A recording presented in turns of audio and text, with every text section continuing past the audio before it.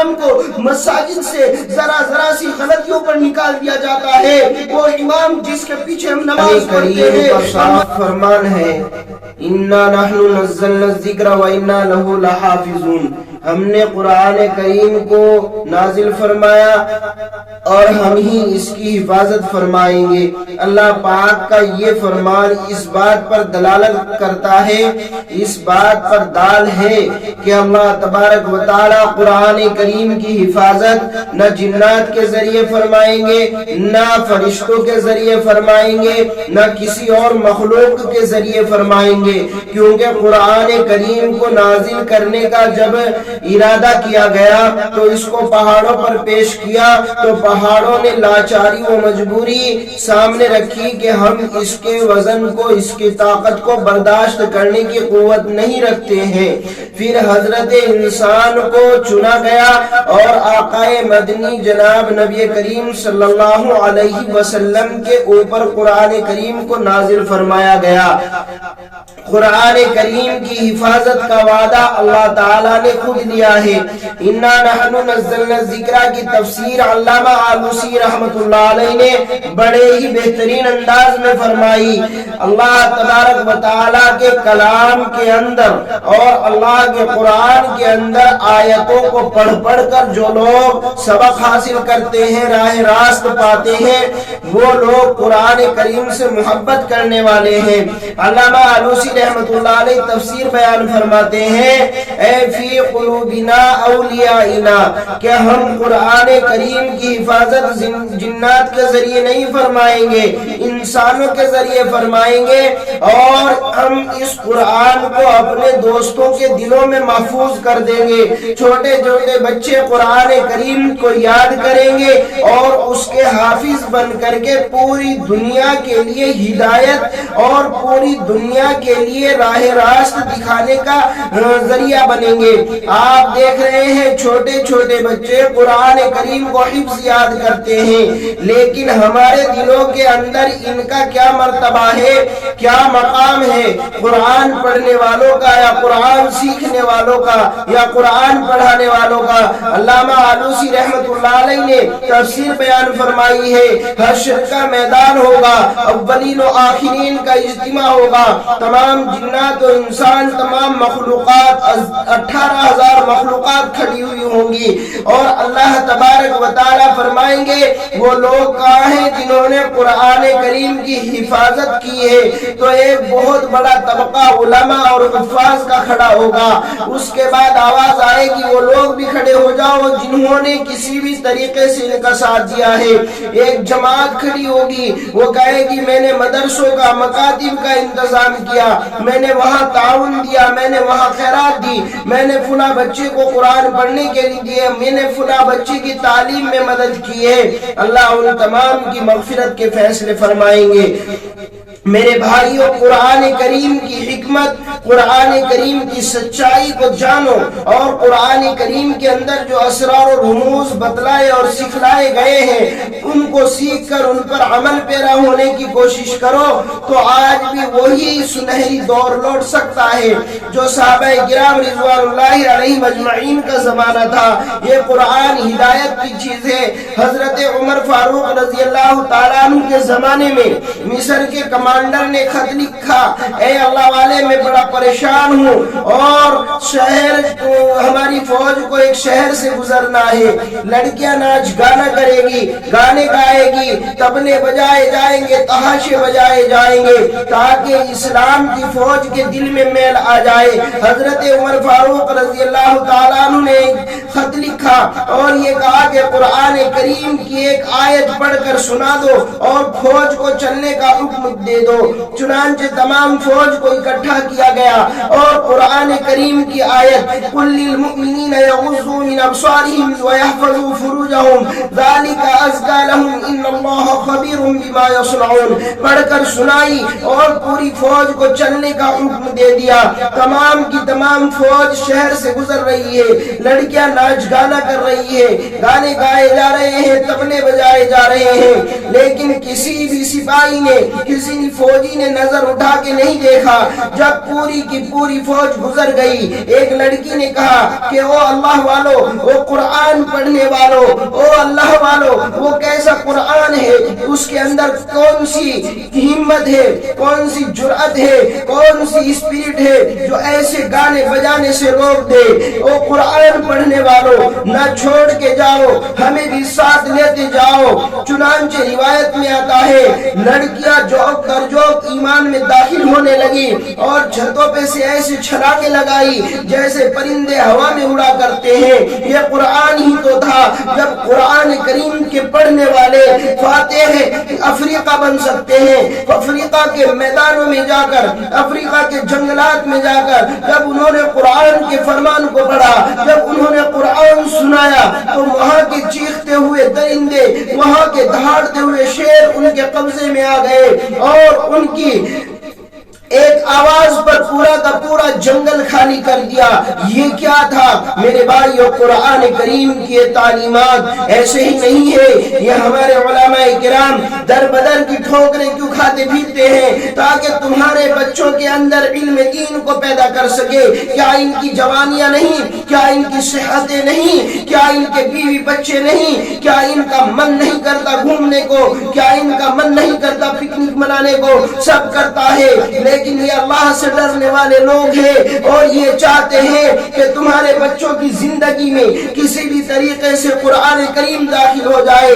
یہ چاہتے ہیں کہ تمہارے بچے قرآن پڑھنے والے بن جائے، نہیں تو یہ بھی گھوم سکتے ہیں تمہارے 5-10 ہزار روپے کے لالچ میں۔ یہ تمہارے محتاج بننا پسند نہیں کریں گے، تمہارے 5-10 ہزار کے لالچ میں تمہاری غلامی اختیار نہیں کریں گے، لیکن یہ جانتے ہیں کہ اگر علماء نے اپنی ذمہ داری سے موڑ لیا، علماء نے اگر عوام کا ساتھ چھوڑ دیا تو یہ عوام ڈنگروں کی اور جانوروں کی زندگی گزارنے پر مجبور ہو جائیں گے۔ انہیں مسائل بتانے والا کوئی نہیں ملے گا، انہیں نماز جنازہ بیاہ شادی کے مسائل بتانے والا کوئی نہیں ہوگا، انہیں نکاح کے مسائل بتانے والا کوئی نہیں ہوگا، اور پھر عوام تباہ و برباد ہو جائے گی۔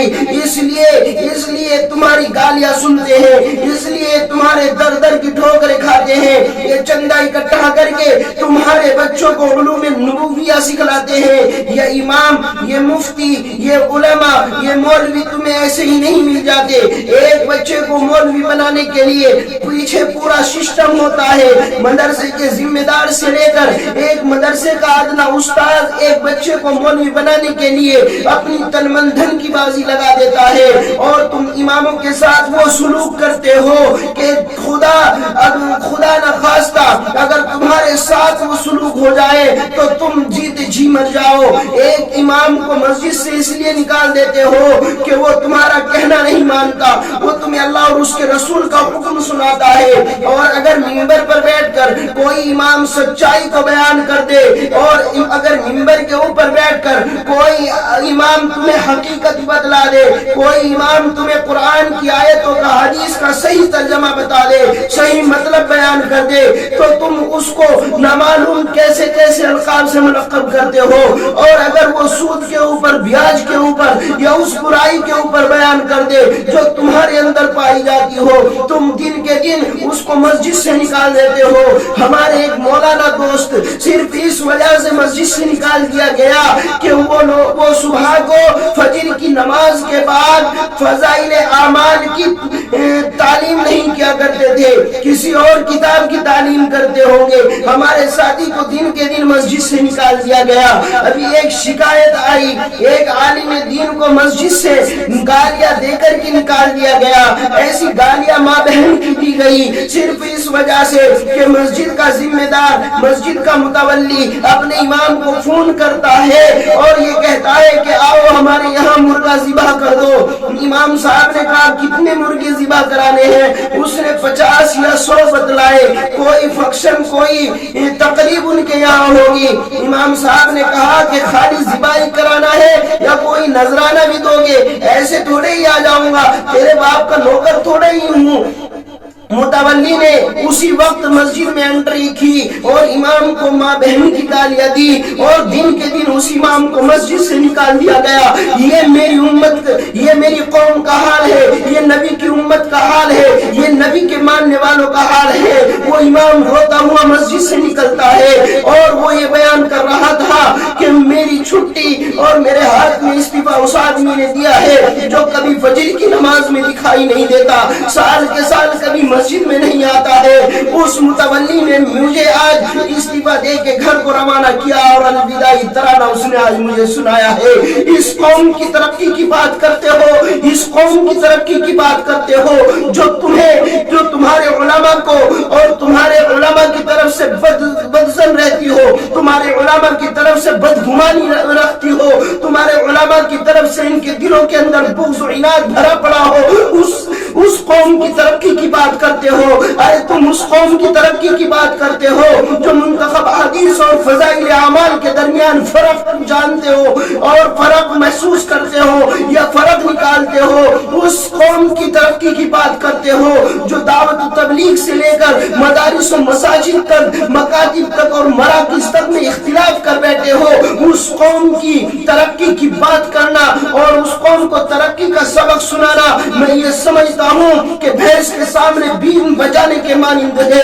ارے کتنی ہی شکایتیں ایسی ہے جہاں سے ہمارے علماء کرام کو مساجد سے ذرا سی غلطیوں پر نکال دیا جاتا ہے۔ وہ امام جس کے پیچھے ہم نماز پڑھتے ہیں، ہم مسجد سے باہر نکل کر اس کی غیبت کرتے ہیں، ہم اس کی برائیاں بیان کرتے ہیں۔ چاہیے تو یہ تھا کہ جو امام ہماری نمازوں کا ضامن ہے، ہماری نمازوں کو خدا کے دربار تک پہنچاتا ہے، ہمیں باجماعت نماز پڑھاتا ہے، چاہیے تو یہ تھا کہ ہم اس کو اعلیٰ درجہ دیتے اور ہم اس کو اپنے سر پہ بٹھا کے رکھتے۔ لیکن حال یہ ہو چکا ہے میری قوم کا کہ آج سب سے زیادہ ذلیل ترین طبقہ اماموں کو اور مدرسے کے ملازمین کو بنا دیا گیا۔ نہ یہ سمجھا جاتا ہے کہ یہ قرآن پڑھنے والے لوگ ہیں، نہ یہ سمجھا جاتا ہے کہ یہ ہمارے اقتدا اور ہمارے مقتدا و رہنما ہے، نہ یہ سمجھا جاتا ہے کہ ہمیں سیدھا راستہ بتانے والے رہبران قوم ہے۔ تمام چیزوں کو بالائے طاق رکھ کر کے صرف اس چیز پر فوکس کیا جا رہا ہے کہ امام صرف ایک نوکر ہے، پیشہ ور امام ہے، وہ صرف نماز پڑھائے گا اور اس کو 5 وقت 12 مہینے پورے سال ہر لمحہ مسجد میں حاضر رہنا ہوگا اور اگر نہیں رہے گا تو اس کی چھٹی کر دی جائے گی۔ میں پوچھنا چاہتا ہوں اے ظالموں، اے ظالمان قوم، کیا یہ امام اور یہ مسجدوں کے ملا کیا تمہارے باپ کے نوکر ہے؟ کیا ان کے بیوی بچے نہیں ہے؟ کیا ان کے بشری تقاضے نہیں ہے؟ کیا ان کے انسانی تقاضے نہیں ہے؟ کیا یہ بیمار نہیں ہوتے؟ کیا ان کے خاندانوں میں، ان کی رشتہ داریوں میں بیاہ شادیاں نہیں ہوتی؟ کیا ان کے بچوں کو کبھی دکھ اور تکلیف نہیں ہوتا؟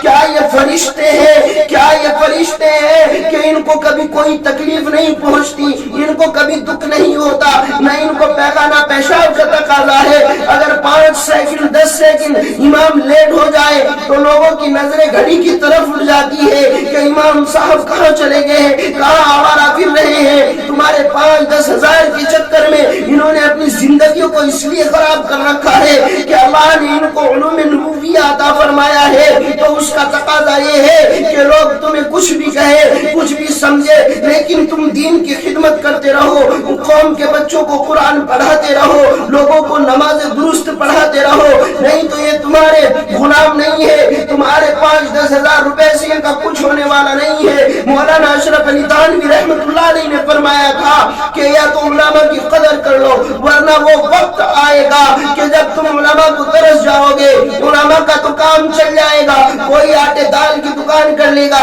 کوئی چاول کی کپڑے کی دکان کر لے گا، لیکن تمہارا کیا حال ہوگا؟ کچھ سالوں کے بعد، 50 سال کے بعد شاید تمہارے بچوں کو کوئی نماز جنازہ پڑھانے والا نہ ملے، مسائل پڑھانے والا نہ ملے۔ یہ میرے بھائیوں، قدر کرو ان لوگوں کی جو تمہیں راہ راست بتاتے ہیں، تم ان کو کھانے والا نہ معلوم کیا کیا کہہ دیتے ہو، نہ معلوم کیا کیا کر دیتے ہو، اور حالت یہ ہے کہ متولی مسجد اور مسجد کے ٹرسٹی لوگوں کا یہ حال ہے، امام بیمار ہو یا مرنے لگ جائے یا قریب المرگ ہو جائے، لیکن کبھی اس سے نہیں پوچھا جاتا تیرے پاس پیسہ ہے یا نہیں، تیرے پاس دوائی کے لیے خرچ ہے یا نہیں، تیری بیوی یا بچے بیمار ہے کیا تو ان کا خرچ اٹھا سکتا ہے یا نہیں۔ ارے 5 وقت نماز پڑھانے والے لوگوں کو یہ مرتبہ دیتے ہو، جاؤ غیر اقوام کا، غیر قوموں میں جا کر کے معائنہ کرو، وہ لوگ جو صبح اور شام صرف آدھا گھنٹے ان لوگوں کو صرف ان کے مذہب کی بات بتاتے ہیں، حالانکہ ان کے مذاہب سچے نہیں ہو سکتے، حالانکہ قرآن کریم کے مطابق ان الدین عند اللہ الاسلام، اسلام اللہ کے نزدیک دین ہے، لیکن وہ اپنے مذہب کی باتیں اپنے لوگوں کو سناتے ہیں۔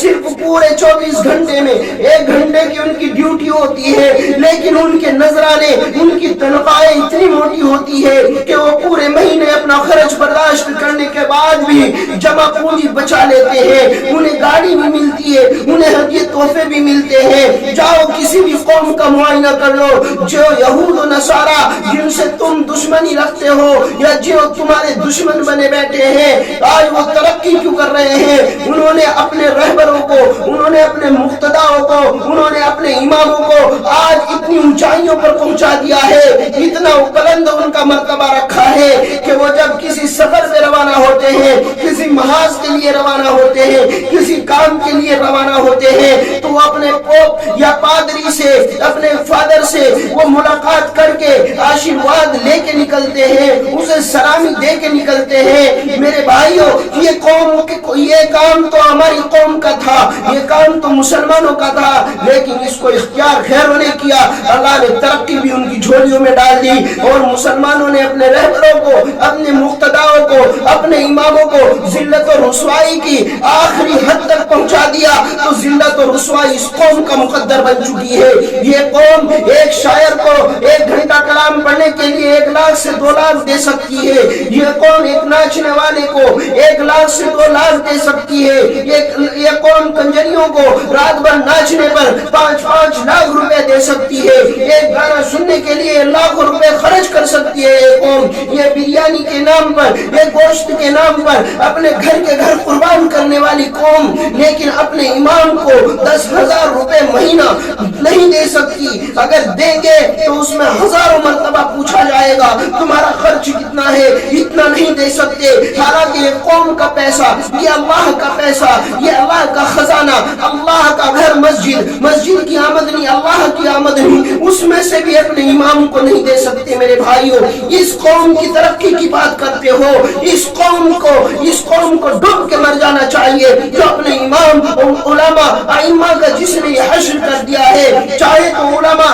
تمام کے تمام اس کام کو چھوڑ کے عام کام کر سکتے ہیں، محنت و مزدوری کما سکتے ہیں اور اپنا گزارا کر سکتے ہیں، لیکن علماء کو ڈر یہی ہے کہ ہمارے اس کام کو چھوڑ دینے کے بعد، مساجد کو چھوڑ دینے کے بعد یا دین کے کام کو چھوڑ دینے کے بعد، علماء جانتے ہیں کہ عوام کی زندگی ڈنگروں سے، جانوروں سے، بھینسوں بیلوں سے بدتر ہو جائے گی، اس لیے تمہارے تانے سنتے اور سہتے ہیں۔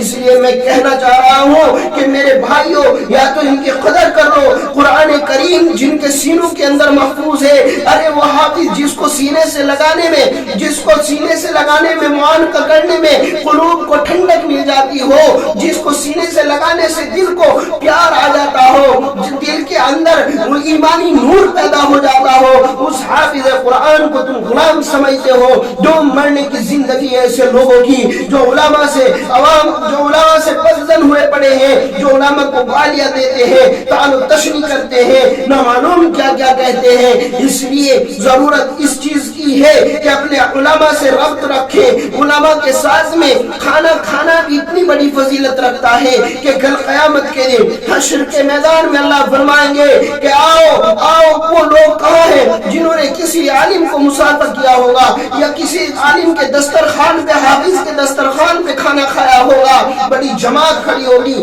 اللہ فرمائیں گے جاؤ میں نے اسی کے صدقے میں تمہاری مغفرت کر دی۔ ایک حافظ قرآن 10 آدمیوں کو جنت میں لے کے جائے گا، اور وہ آدمی اس کے خاندان سے نہیں ہوں گے، بلکہ وہ ہوں گے جو اپنے علماء سے، اپنے حافظ قرآن سے محبت رکھتے ہوں۔ اور اس کے خاندان والوں کی اللہ اس کے صدقے طفیل میں خود ہی مغفرت فرما چکے ہوں گے۔ تو اس لیے ان حافظ قرآن سے، علماء سے محبت پیدا کریں، جوڑ اور ربط پیدا کریں۔ حشر کے میدان میں صرف ایک ہی آدمی کام آئے گا، وہ ہوگا ایک عالم دوست جس سے ہم نے سچی دوستی اللہ کے لیے رکھی ہوگی۔ وہ عالم کام آئے گا وہاں جو سفارش کروا سکے گا۔ اس کو کہا جائے گا کہ اپنے سب سے اچھے دوست جس نے دنیا میں تجھ سے اللہ کے لیے دوستی کی ہے، اس کو اٹھا لے اور اپنے ساتھ لے کے جنت میں داخل ہو۔ تو اس لیے میں کہنا چاہ رہا ہوں کہ عوام کو چاہیے وہ علماء سے ربط اور جوڑ رکھے۔ اگر انہوں نے تمہارا ساتھ چھوڑ دیا علماء کرام نے، تو پھر تمہاری زندگی بدتر سے بدتر ہو جائے گی۔ وآخر دعوانا الحمدللہ رب العالمین۔